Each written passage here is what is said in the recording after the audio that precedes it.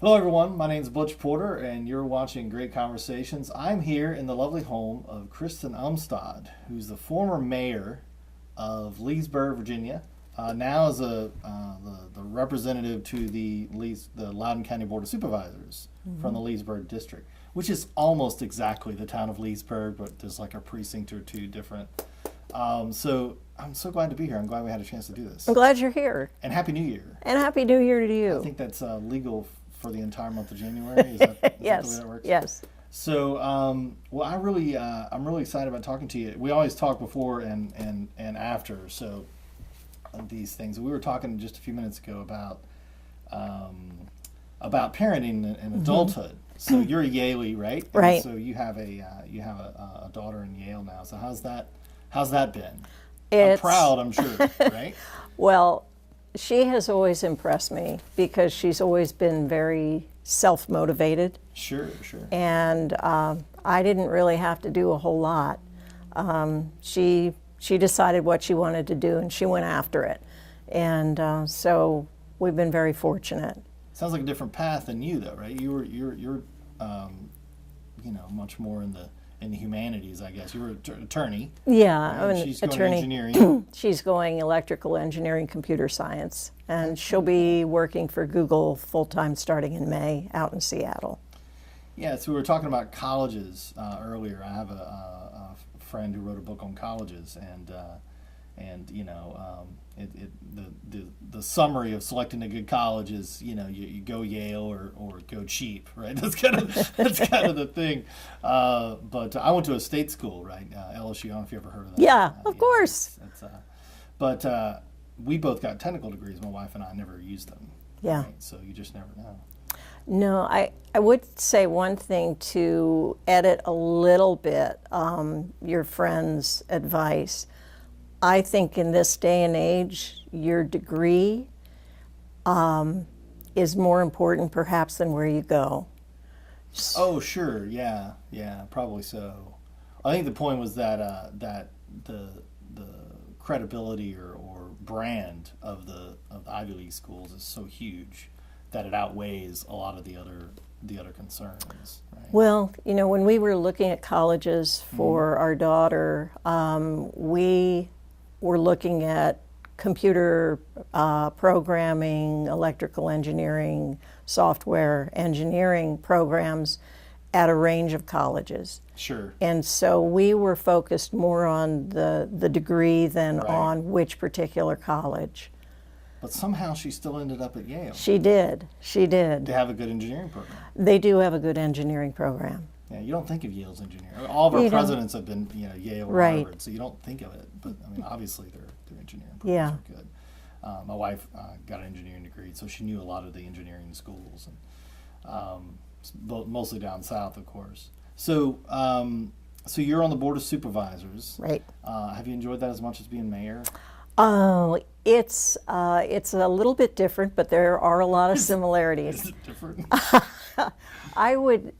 What I like about the board is the range of issues you get to deal with. Certainly you deal more with school funding issues Sure. than as mayor of the town. But I will say, being mayor of the town of Leesburg is the coolest job in politics.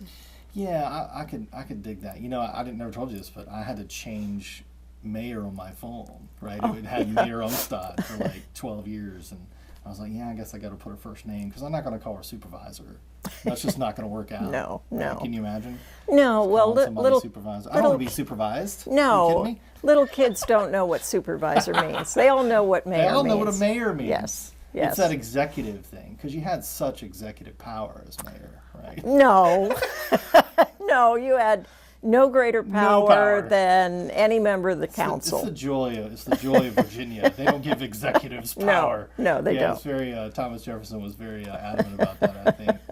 So we're kind of in a space right now. The last couple of years, I can't imagine what happened that would affect our politics in the last couple of years, where people on different sides of the aisle haven't been able to get along very well, right? Mm-hmm. And we talk about it a lot, of course. But what are your thoughts on that? Do you think there's a reason for it, a solution for it, and you have any ideas on it? I'm really fortunate with the Board of Supervisors. Three of us are Democrats and six of our colleagues are Republicans. Sure. We, in general, get along very well. I mean, I personally really like every member of the board. And some of my closest friends are Republican members of the board. I think what it takes is trying to see the person and not the party label, and just relating to other people as human beings. Human beings? Really? Yeah. I prefer to put labels on people first. No, I'm just kidding. No, you're right. I mean, why is that gotten harder? I think people have allowed their attitudes to harden. And sometimes you'll just find people who reject others simply based on political party affiliation. If you put two people in a room and you don't tell them what their affiliations are, but you have them work on a project together, then they become friends. They become friends. And then afterwards you reveal, okay, well, this person's very conservative and this person's very liberal. Oh, no. But their friendship remains. So you really have to bring into it a focus on the person and the friendship first. Yeah, you're probably right. I mean, obviously, because if you think about all the ways in which we interact with people who are different with us politically, we do it all day, right? But as soon as it gets to the politics, we put up, up barriers. We were talking before about a book that Ben Sashra called "Them," right? And it's why we hate each other. And is because you mentioned being the mayor of town of Leesburg being different. I think the reason it's different is because it has a locality, right? It has a town is a community. Right. There's a lot of things that it creates just as a matter of being a municipal that a district of a county doesn't. Right. So I think there's a lot of ways in which we don't associate as much anymore as we used to. Church attendance is down, of course, and civic groups. I have a lot of friends locally, and I'm sure you do too. And things like Rotary and the Chamber of Commerce and et cetera. Those things are not as prevalent anymore. We don't have, Tocqueville called it the little platoons, if you will, right? The little ways in which we associate and gain community and find moral centers, if you will. And, so one position is that because of those decreased number of ways in which we associate, and we have to find an enemy to unite against. Right. And there's been a little bit of that the last couple of years. There certainly has been. The thing about Leesburg is a lot of families, parents become friends with each other because their children go to the same school, and you get in any county. Though, right? Yeah, but you get to know people, and the schools can become a center of the community. If you look at something I think the town of Leesburg has successfully done, it's created and maintained a sense of community through ceremonies, whether it's Memorial Day or 4th of July parade or the Halloween parade, the Christmas tree lighting and the lighting of the menorah. Those kinds of ceremonies and events bring people downtown together for a common purpose, and I think that's an important function of our local government, to try to create that cohesion. Sure. Do you think that's enough, though? I mean, because, we got 50,000 people in Leesburg now. Sure, right? we do. And maybe that might have been enough for a smaller town. I don't know. I mean, I don't know whether the attendance at those events is going up or down, right? I know that attendance in other community-based organizations, sometimes is... Well, you mentioned... Maybe Leesburg's the exception. I hope so. I hope Leesburg's the exception. I think it might be, because you did mention churches. Sure. You look at churches like Cornerstone Chapel, that has been growing by leaps and bounds. They have their own traffic circle. It's they crazy. Do, Yeah. and St. John the Apostle has been a very large church with a lot of charitable activity. Sure, a lot of activity. Absolutely. The Knights of Columbus are incredible contributors to the community. Sure. Our VFW is resuscitated largely because of It did need folks. resuscitation. The Loud Museum has just been resuscitated as well. That's That is another true. Bringing history back. I mean, that they went through a little lull there, and I'm glad to hear that they're Yeah. making a comeback as well. But we get applications for new churches at the board fairly frequently.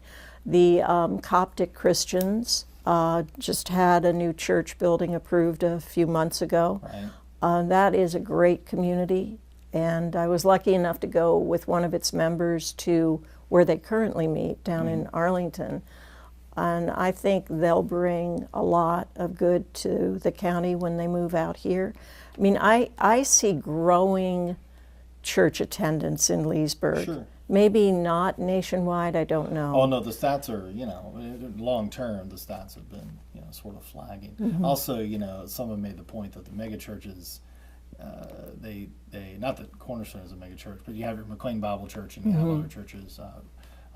When I was further south, I was in a place where they called it Six Flags Over Jesus. That was the name. Oh my! That's what they called the big church, right? Oh my! So sometimes those churches, they're so big that you can kind of go to them anonymously. Yes. Right. Yes. And that does have a different feel than a community church. Correct. Or a small church that kind of grows up organically. But yeah, I mean, it is weird because one of the things I've always said about Leesburg is that all politics is national. Actually, in Loudoun County, all politics is national, right? Because a lot of the people who work on, national campaigns work on local campaigns here. Right. So it does load things sometimes when they really shouldn't be loaded. You know what I mean? Like, we put weight on things from a political standpoint. We make it Democrat versus Republican when it doesn't have to be. And I'm talking more just, the conversations we have with each other, not necessarily Right. with the politicians. May I pay you a compliment? You have always done a No, you can't. really good job. I don't take them. reaching across any kind of political aisle. So you have friends who are Democrats and you have friends who are relish it, Republicans. though. I enjoy it too much, right? It's rather, I get up in the morning to disagree with someone about politics. That's why I get up in the morning. But no, I appreciate that because it's to me it requires. A republic requires disagreement. Right? If we stop disagreeing, that means someone already made all the decisions. Right. Right. Right. And I don't know if you don't want to live in that place. No. Like, whatever someone has decided everything, I'm not into it. But no, I appreciate that. To me, it's always been a lot of fun. You've always been a lot of fun to talk to, even though we disagree about some things. When you were mayor, though, we got along a lot better, right? Because it was, downtown stuff. Sure. Downtown stuff. Sure. Always. For some reason, I still haven't figured out exactly why we were on the same side of most things. Yeah. When it came to downtown Leesburg, but it is different now. You have a D by your name, right? You didn't. You didn't when you Right. when you were as mayor. So speaking of contentious issues that people are arguing about, what's going on now? Oh yeah, the federal government's shut down. Oh my. See, I talked to a friend of mine the other day that lives in Texas, and I'm like, look, if I lived ensconced, in the middle of the Lone Star State with plenty of Second Amendment supporters surrounding me, where I could seek asylum, when things go south, I'd be cheering the government shutdown. But I live in Northern Virginia. Right. It affects us. Yeah, it does. Affects us, and so even though I'm a fan of some of those departments, like not existing, I don't want to just randomly destroy people's jobs, and I don't think anybody does. So what do you think I don't think anybody has an incentive to solve the problem. That's my right now, there's not a real political incentive. I'm talking political incentives. I don't think either side has an incentive to really solve the issue right now, which is an issue to me. Well, I hope they develop an incentive if they don't feel one, because Right. it really does need to come to an end. Well, sure, sure. I think it's bad. I think it's bad for the country. I think it's bad for the region, and it's really problematic for those of our constituents who either are being told they have to show up for work for no pay, or they just aren't getting paid. And most people and you know this, don't have a whole lot in savings to fall back on. Yeah, no, it's an issue. Yeah, it's a huge issue for the federal contractors who probably won't see any back pay. And it's a huge issue for certainly TSA agents who are not being paid. I don't know how and you're increasingly seeing the security issue being brought up, but how you maintain secure travel in and out of the country if the TSA is operating on a thread. Sure. And that doesn't even go to the just the human cost of this on families who are desperately needing the income. And so the board at our last meeting managed to get through a provision that if you are using a county bus to get to work, and you're out of a job, not getting paid at the moment because of this shutdown, Sure. you won't have to pay. Yeah. That goes a little bit towards helping. It's not nearly enough, though, and the federal government has to solve this problem. Well, sure, we can't solve it, but on the other hand, I think it's a little awkward in a way because there's been other economic downturns that affected the financial services community and the governments aren't stepping up to help those economic downturns, right? So it might be a little biased towards the federal government because obviously we want to help people and we're really not, but I don't know. I've always found that sort of targeted support a little awkward. Well, these are human beings. Oh, sure. And so are the people who work for AGI and sure. Name a financial institution that was heavily affected in 2008 and beyond. But I'm looking at these human beings today. I know you are. But airlines need shut help. down too, and that hurts. I'm just not. Yeah, I don't know if that's the. I mean, you're right though. I always blame everything on Congress. If in doubt, blame it on Congress, right? Well, because look, I mean, if we passed a budget every year like we were supposed to, when's the last time we did that? 1996, I think. Yeah. I mean, that's not a party issue. Right. Right. Yeah. So since the last time we passed a budget is 1996, I'm not sure what solution is better than that one, right? Because if that process was operating the way it's supposed to, it would be really hard for anyone to hold the government hostage, whatever you want to, whatever you want to call it. I'm not convinced. I mean, I've always believed that, and if Congress isn't working, whose fault is that, right? Whose fault is that, Kristen? Is it your fault? It's not your fault.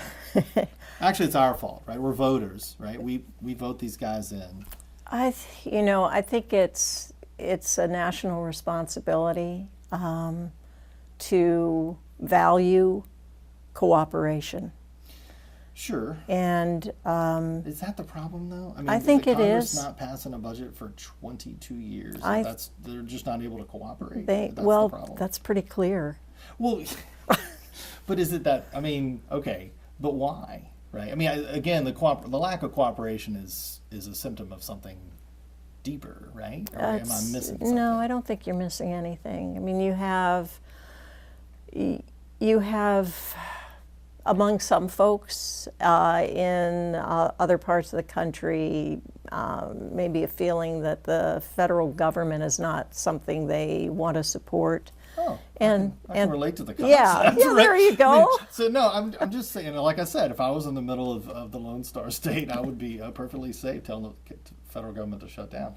But no, I say that half in jest. But the point is that there are, the government is too bloated, right? I mean, the government is doing things the federal government is doing things that probably doesn't really necessarily have to do. That doesn't mean that it needs to stop processing. It just needs to take a harsh look at, whether we're at $4 trillion, 25% of the GDP is maybe a little too much. I mean that's a fair thing to look at, but the only way to look at that, Kristen, is through an actual budget process. Yes. Right. And we haven't done that in a long time. Yeah.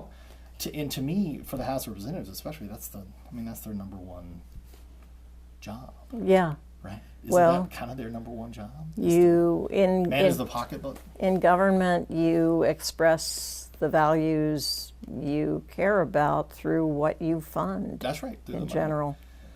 Apparently, the federal government cares about a lot of things, like a lot of things. And not roads, not Not infrastructure, not bridges. Are we still getting like $1,000? I'm shifting gears to Richmond. So are we still getting like $1,000 in maintenance funds from Richmond? Is that still a thing in Loudoun County? I mean, no, we have dedicated tax funds for roads. That, it's different in the county and in the town how much Sure. you get for maintenance. In general, though, the state and federal governments were supposed to fund the roads, the infrastructure, etc. Sure. And when Frank Wolf was in Congress, it's in Article 2, Section 8. It's right there. It's postal roads. there you go. Right. Yeah. But one of the things I really liked about Frank Wolf was how much he fought for Leesburg and Loudoun for federal funds for roads. Sure. And Battlefield Parkway was the last road that he felt before he left office was going to get significant federal Why do we need funds. federal funds for Battlefield Parkway? It moves traffic through the region. Yeah, but I mean, we're still in Virginia. Virginia can't pay for its own roads. Come on. Well, they're not. So neither the state nor the federal government have been I'm just stepping saying, up. I mean, I'll look to the state for that. I just don't know that the federal government needs to fund Battlefield Parkway. I mean, I understand what you're saying, but I also believe that the federal government should be funding schools either, right? I mean, They don't. They don't. They don't. They don't enough, from They- your point of view, but I feel like they shouldn't even. In try. Loudoun County, the federal government provides about 2% of the public school We funds. should just tell them to keep it. That way, all the mandates that come with it, we don't have to. I mean, I get the school lunches and all of that. That's a Yeah, different that issue. and that's what Is that goes most to. of it is? Yes. So there's nothing else other than that. No. Yeah. So I mean, to me, I really do think there are certain things the federal government could probably stay out of. Don't you? Yes, I mean that's an easy one. Yeah, I mean, Can you think of it? you have to You don't have to get name into the department. I can name you 5 departments. I mean, that's easy for me. You don't have to do that. But I mean, there's some things you feel like the federal government could, they don't really have to do that. The states could probably handle it. Can you think of anything? Well, let's look at issues. Right. If issues have national repercussions, there arguably is a role for the federal government. Sure, but you can make an argument about anything having national if you Almost. try it hard enough. Almost. Yes. Which means there's absolutely no limiting factor on what the federal government can get involved in. And that's not a very high bar. Well, right? but That's definitely not Article 2, Section 8, right? what you've got now is almost no limiting factor on what the localities have to pick up because the federal government has dropped the ball. And in many cases, so has the state. Well, that's kind of a circular way of looking at it, though, right? I mean, if the federal government shouldn't be involved in it, then the state and local And yet should they be picking up. mandate. Well, no, but the mandates go away if the money goes away, right? No. In many cases. No. Well, in some cases. No. Most of our problems here at the local level are unfunded mandates from the Give us some federal or state. examples. All right, TMDL, total maximum daily load on nutrients and silt entering the Potomac and then entering the Chesapeake Bay. Okay. So that is a hit of potentially $200 to $600 per home Sure. in Loudoun County. That is all federal and state mandate based on a compromise that was reached between Virginia and the Right. federal government. So that's an Now, EPA. Everybody, I think, would agree it would be better to have a clean Chesapeake Bay than a dirty one. Big fan of a clean Chesapeake Bay. But when you impose on your local government the full cost of that cleanup, what you don't do is you don't look at where's most of the pollution coming from. And Pennsylvania is a huge source, but they do not have the same obligation we do to try to clean it up. So what you end up doing is you have the federal and state governments, both of whom collect income taxes Sure. to some extent based on how much income you get, Sure. backing out of funding these things. And you've left it to the local governments and imposed it on them. And we have property tax I have authority. no argument with the states getting involved. I mean, I get that. And Chesapeake Bay is more complex because it does cross state Yeah, barriers. it and does. I have no problem with the federal government getting involved in things across state barriers. I do have a problem with the EPA saying the puddle in my backyard is owned by the federal government. I mean, that's, Have they said that to you, Fudge? Not to me No. personally, but Rand Paul's been fighting that for years. The EPA getting a little aggressive when it comes to what they consider waterways, for instance, right? So, but yeah, I get that, and I think the states, but again, if you go back to Bush's mandate that it's mostly Congress's fault, then if it's Congress's fault, that means if you to back that up, that means it's the state's fault, right? And if the states are, I'm just saying, if the states are backing out of things, right, and the federal government is stepping in, the local governments are stepping in, or the federal government doesn't step in, I'm just saying that states have the ultimate responsibility when it comes to the county and the town, right? These municipalities and counties, these entities are created by the state, right? I mean, that's correct. That's correct. They're a part of the state government. So the first order of business is Richmond, right? Well, I think Don't you Richmond. think? And the Richmond should, if something is required of the federal government, then the state should demand it. Right? Well, do they, I do think- they have avenues by which the state can demand things of the federal government? Not What do you really. think? Oh yeah, that 17th Amendment thing. They don't even elect the senators anymore, do they? Right? So No. yeah, not that I would ever say we shouldn't vote for our senators. Why would I? Why Why propose? would you do that? Why would I propose that? That would be crazy. But it would, it would mean that states would have more power, right? They would have more say so on how the federal government treats them, especially if, to your point, they're not paying for it, right? Yeah. So it's a legitimate thing. I just, I think we have a tendency to go to the federal government first. I think most citizens think, when they think of the government, right, which is why our right? I mean, which is why the elections are always more popular in presidential years and especially congressional years. Okay. Virginia's been better at that lately, at least locally. But Our experience in local government is that citizens come to us first because you're we're in Loudoun County. Right? yes, because we're more different. accessible, Well, true. and That's we're what I tell here, everybody. and we're here. But talk to your average person watching, right, across the country, and ask them who their state senator is, who their state delegate is, state representative of their county. They don't know. Most people don't know. Most people don't pay attention to their local government, right? I mean, that's a true, is true. right. I do. I know you do. You do because you're Yes, in it, yes. right? So we're Yeah. kind of biased. I mean, I get called on that all the time. I'm like, you don't know who your mayor, you don't know who your town council is, you don't know who your local officials are, your state representatives. I mean, I've always met my state representatives, right? It's only Congress where, I mean, they have how many voters per congressman now? It's like 700,000 or 800,000 voters. That's hard That's to know your congressman, like for your average It citizen is. to know them. It is. Even So- though a lot of congressmen will do a pretty good job trying to do outreach, Yeah, and sure. almost all of them in this area have a lot of commitment to constituent services. Sure. So And like you said, you talked about Frank Wolf. He was extremely good at that. he was. Yeah. He was. And Frank Wolf used to do community meetings all the time. And I believe his successor was, and I'm sure the next one will be too, right? I would Sure. think so. Yeah. So what do you think I mean, how do you get Congress to pass a budget again? You have any opinions on that? How do you do that? 22 years without, and we're talking continuing resolutions, and I call them cromnibus, right? Continuing resolution omnibuses. Do you think that would solve some problems if they actually started passing a budget again? Because the process involved in doing that would I be... think it would indicate that they've started valuing their jobs. cooperation. Well, cooperation. Yeah. That's what you're you and gonna your need. Cooperation. You're going to need that. You're not going to get a budget without it. Well, that's true. Maybe it's a matter of, maybe it's a party thing has gotten so entrenched. You hear the stories all the time. Well, back Reagan and Tip O'Neill, and, that kind of thing. But you have friends, I have friends, and who've worked on the Hill, and they're 20 years ago, They would play golf together, they'd have lunch together, they'd hang out together, and now that's not really true anymore. No, it's not, and that's a shame.